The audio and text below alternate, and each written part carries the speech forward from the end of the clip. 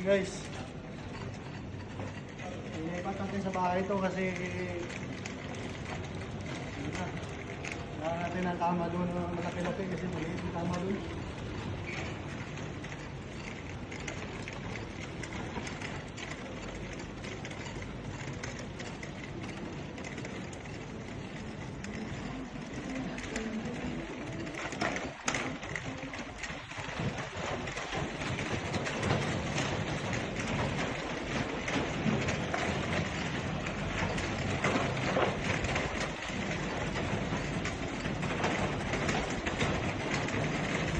Trabaho ko dito sa Macau guys, nagalipat ng bahay. Wala, mahirap eh. Talagang mahirap ang buhay dito sa Macau. Saka na lang tayo sa ganitong trabaho. Tulak-tulak ng kariton.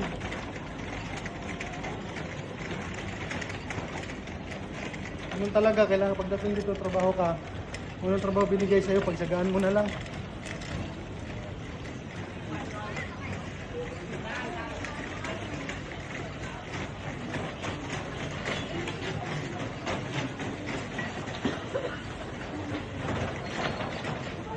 Hirap maging ano guys, kariton boy guys, ang hirap.